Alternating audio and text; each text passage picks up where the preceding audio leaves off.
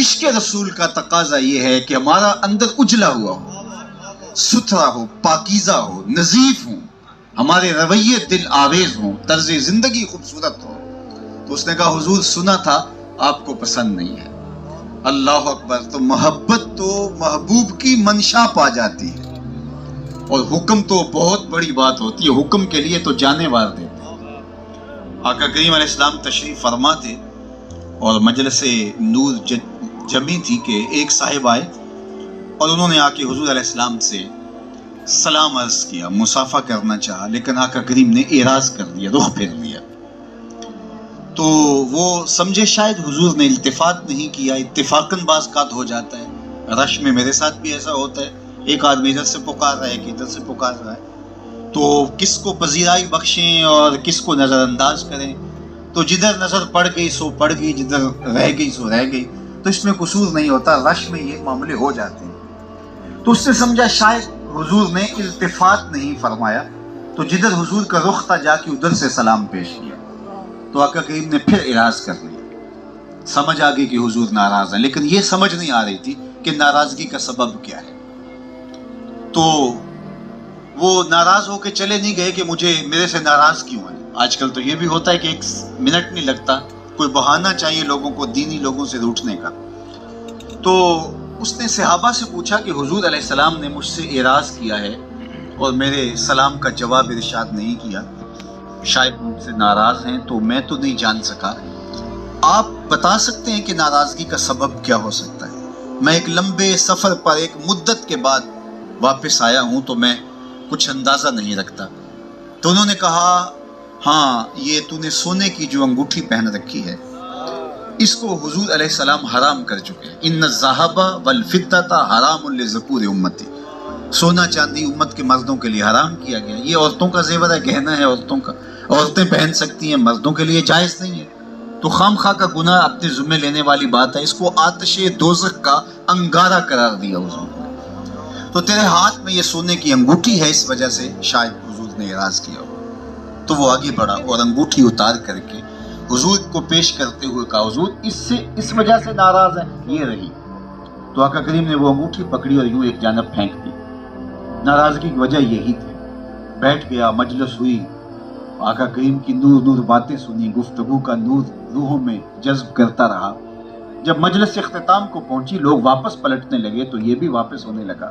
تو کسی نے اشارہ کر کے کہا وہ انگوٹھی تو اٹھا لو، تم تو نہیں پہن سکتے لیکن تمہاری بیوی تو شرعاً پہن سکتی ہے، عورتوں کے لیے تو جائز ہے، قیمتی دھات ہے، سونا ہے، تو وہ تو اٹھا لو۔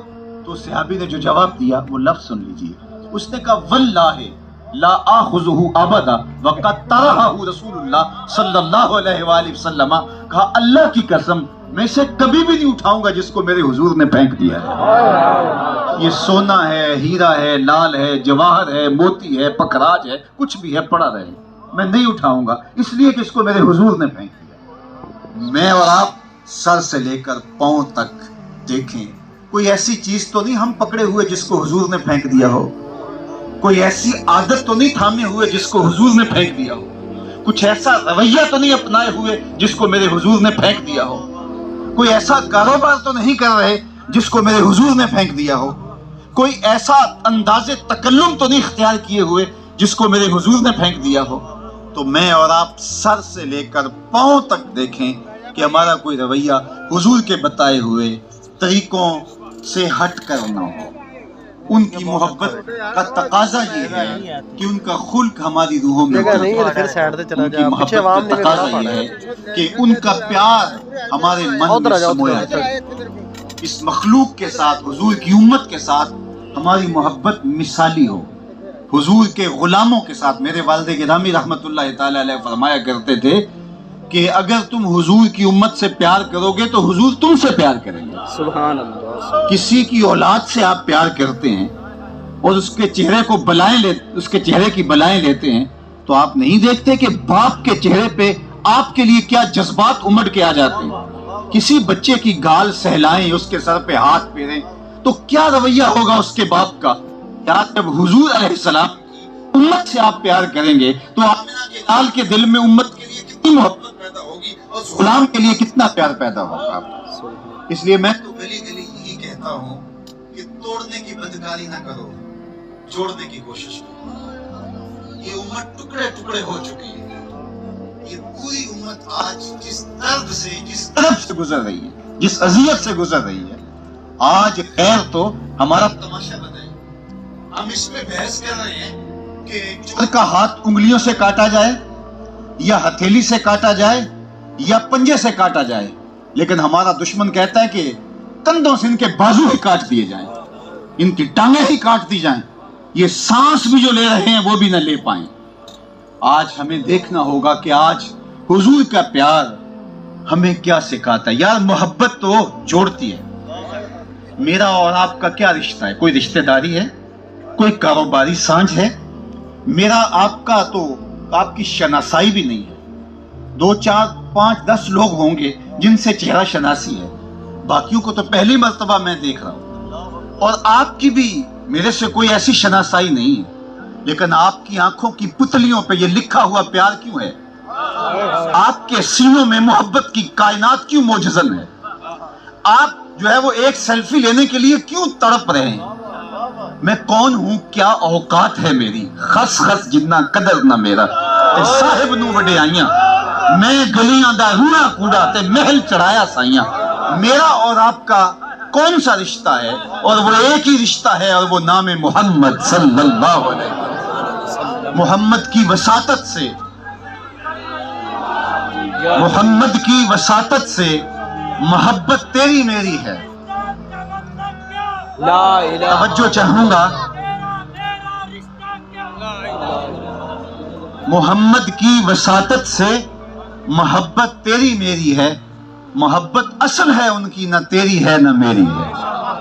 اور اقبال نے کہا تھا، چوں گلے صد برگ مارا بو یکیست، او کے جانے ای نظاموں او یکیست، مست چشمے ساکیے بدہاستیم، در جہاں مثل مو می ناستیم۔ ہزاروں قومیں وجود میں آئیں دہر میں خشک و تر کے رشتے سے، ہم نے بنیاد دوستی رکھی یاد خیر البشر کے رشتے سے۔ یار یہ جو قاری زبیر رسول رحمت اللہ تعالی علیہ کا عرس کروا رہے ہیں، یہ ان کے نسبی بیٹے تھوڑے، لیکن ان کے دل میں پیار کیوں ہے؟ اللہ اکبر۔ ایک دن حضرت حسان بن ثابت رضی اللہ تعالیٰ عنہ نعت پڑھ رہے تھے، اور ام المومنین سید عائشہ رضی اللہ تعالیٰ عنہ پردے کے پیچھے بیٹھ کے سن رہی تھی اور خوش ہو رہی تھی۔ تو کسی نے حضرت ام المومنین سے کہا کہ واقعہ افک میں منافقین کی چال میں یہ بھی آگے تھے، اور آج آپ اس طرح سے جو ہے وہ سن رہی ہیں، تو آپ کو بھول گیا قصہ؟ تو حضرت ام المومنین سید عائشہ رضی اللہ تعالیٰ عنہ فرمانے لگی، یہ میرے حضور کی مدح کرتا، میں سب بھول گئی ہوں، یہ میرے حضور کی تعریف کرتا، مجھے کچھ یاد نہیں ہے۔ اور علماء نے لکھا ہے، علماء اہل سیر نے لکھا ہے، جو شخص حضور علیہ السلام کے حسن کا تذکرہ کرے، اللہ اس کو محبوب الخلائق بنا دیتا ہے۔ آج ہر بندہ چاہتا ہے نا کہ لوگوں کے دلوں پہ راج کروں، لوگوں کے دلوں پر میری حکمرانی ہو۔ میں آپ کو نسخہ بتا کے جا رہا ہوں، وہ سنیاسی بابے مر جاتے ہیں نسخہ نہیں دیتے، لیکن میں آپ کو وہ نسخہ دے کے جا رہا ہوں، جس کو شمائل کے باب میں ہمارے علماء نے لکھا ہے کہ جو یہ چاہے کہ اللہ کی مخلوق مجھ سے ٹوٹ کے پیار کرے، وہ حسن محمد کے قصیدے پڑھا کرے، دنیا اس سے پیار کرے گی۔ یار صدیاں گزر گئیں کہانیوں کو جنہوں نے قصیدے پڑھے تھے، زمانہ آج انہیں یاد کرتا ہے۔ یاد کوئی بہت لمبا چوڑا دیوان نہیں تھا، صرف ایک نعت ہی کہی تھی نا گولڑے کے تاجدار نے، مکھ چند بدر شاہ شانی، متھے چمک دی لاٹ نورانی، کالی زلف تے اکھ مستانی، مخمور رکھی ہند مد بھریاں۔ آج بھی دلوں میں وہ راج کرتے ہیں۔ تو اپنے گھر میں بیٹھ کر کے حضور کی نعت پڑھا کیجیے گا، اپنے بچوں کو سکھائیے، اور ان کے سینے میں حضور علیہ السلام کا پیار انڈھیل دیجیے۔